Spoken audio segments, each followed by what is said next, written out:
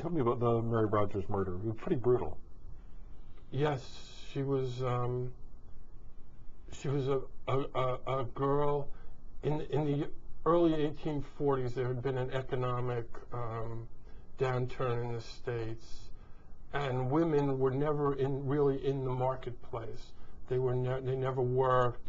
They were in the home. They weren't educated. But suddenly, in England, they had brought women to work behind counters, and that had attracted men. And in New York, Mary Rogers was one of the first women to enter the workplace. She worked in a cigar store, which had just begun to flourish, but was attracting a sort of a craven lot of gamblers and sort of low-life young men. And the proprietor saw something more grand for himself and his emporium. So he brought this beautiful young girl in to work behind the counter, and it worked like a dream. Suddenly, the cigar store was located just near what was called the city brain. It was the center for newspapers, the newspaper publishing world, the book publishing world. It attracted a lot of publishers, writers, intellectuals, people like James Harper and the Harper brothers. Edgar Allan Poe was there. Even Charles Dickens, when he came to New York, frequented it. Washington Irving, James Fenimore Cooper, and they all loved this girl. They all loved her. And then one day she was found floating, murdered brutally in the Hudson River. And it was a huge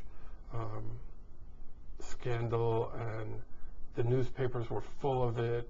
No one knew what had happened, and no one could find out. Edgar Allan Poe. Yes. He's not the central character, but he's everything sort of swirls around Poe. Yes. Gotta be one of the most difficult, mixed-up people I've ever read. I think truthfully so. I certainly put my own spin on his turmoil and fright, I think, at the world. But it's something that I felt that I understood just the day-to-day difficulties and confusion of being a writer and trying to make a living as a writer, because that's really what in this book I think torments him so much, aside from his family, etc., which I try to give some taste of as well, but just trying to do the best for him. In his best year, he only made $120 from his writing, and he was completely dismissed and dissed at the same time. Everything that he touched, people looked at him, and he didn't know how to go about playing the game. He attacked others. He was considered a terrible, terrible critic. He was so cruel to others at the same time that he wanted their best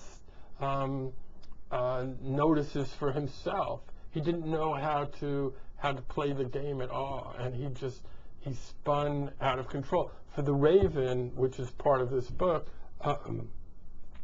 he only made, I think he was paid $10 for the rights to publish it, and then somebody else out of their good heart gave him another $5. So he made $15 from The Raven, and he thought that it would take the United States by storm. He thought that he thought this poem would be so popular that they would discount the eagle and make the raven the national bird. There's almost sort of a metafiction component to this too, because Poe, for all intents and purposes, was the inventor of the mystery genre. Yes. The murder mystery, really. Yeah. I think was Rue Morgue the first. It's the first. and he's just sort of just published it not too long before this book. Yes. And then there's a murder mystery, but none of the language exists. They don't call it a murder mystery because nobody called it that. Exactly. And so the part of the fun is watching them dealing with not only the language of murder mysteries, but the language of just investigating murder, period. As Hays pursues Poe in the book, he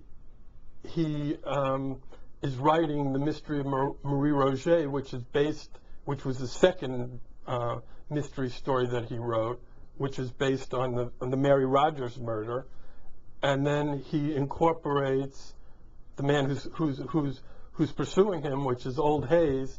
He incorporates what Old Hays is telling him in his pursuit and his characteristics into his detective, which is the first detective ever written, Dupin, into his book. So it was great fun for me to imagine all this and to put it together. It was Poe loved puzzles, and I was blessed with this story that was a great puzzle for me. The book is The Blackest Bird, a novel of murder in 19th century New York. I've been speaking with the author Joel Rose, and The Blackest Bird, published by Doubleday Canada.